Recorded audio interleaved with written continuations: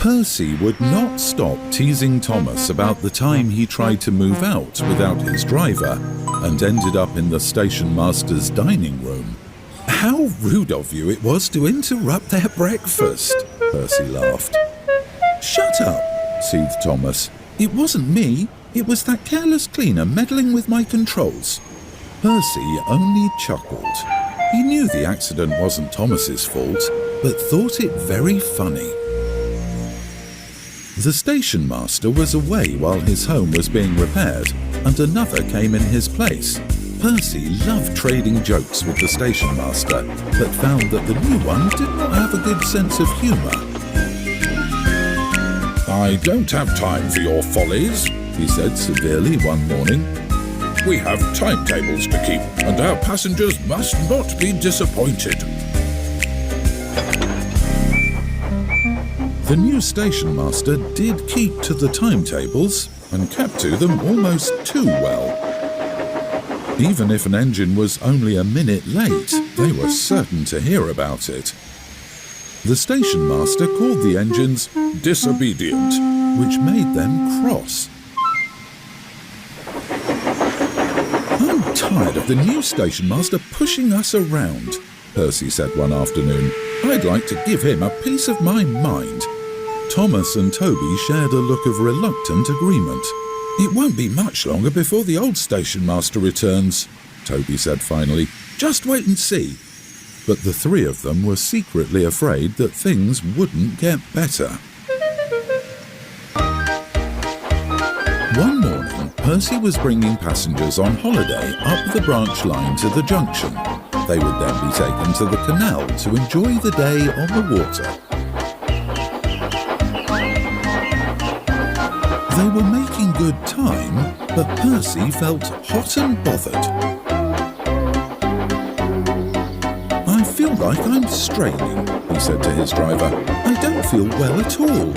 "Only a little further, Percy, and then you'll have a good rest. We can't be late or the station master will be cross." But then it happened. He felt a sharp pain in his side, and he screeched to a stop just beyond the bridge, smoke billowing out of his cab. "Oh, oh, oh," he cried. His driver and fireman scrambled to shut off steam.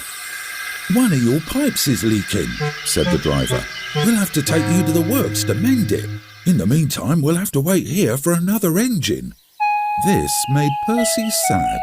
"We can't stop now. We've got to get the passengers to the station," Percy said sadly. "Can we please try?" The driver looked at the fireman and after a while reluctantly nodded. "It's risky. It's not very far, so we'll have to go slow." Percy smiled. They built back up enough steam to get Percy moving, but it was hard work. Steam leaked back into Percy's cab, but he struggled on yard by yard. The passengers were impressed and cheered Percy on.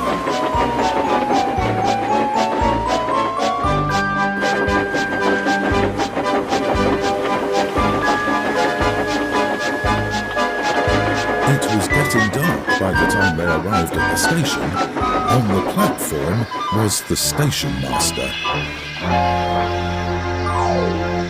You have been a very disobedient engine, he bellowed.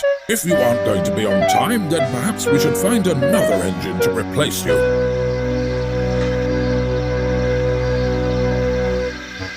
Then the passengers clambered out of the coaches in protest. Percy saved the day, they said. He broke down but kept on going, no matter how bad he felt. The station master held up the timetable to explain, but he was drowned by the chorus of passengers. Bother your timetables, we wouldn't have gotten here at all if not for Percy. And they gave the little green engine 3 cheers.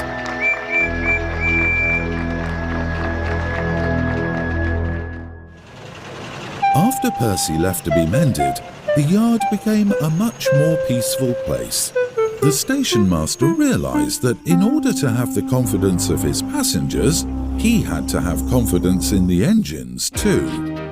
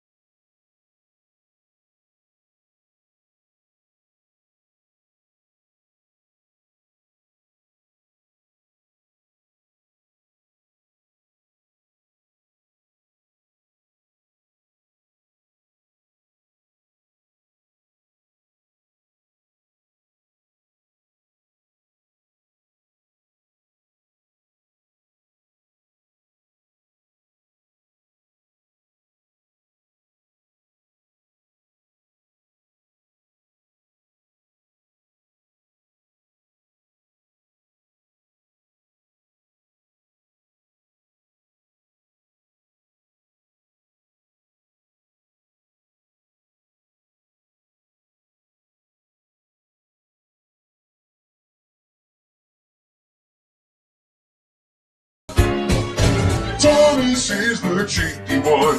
James has been lots of fun. Percy pulls the mail of town. Gordon thunders down the line. Emily really knows her stuff. Henry toots and Edward puffs. Rebecca and Nia are new there. And Tommy, he is wise and square. They're 2, they're 4, they're 6, they're 8. Shunting trucks and hauling crates. Yellow, green, red, orange, blue. They're a really useful crew, and all with different roles to play around in the shed or far away and out the hills and round the bends. Thomas and his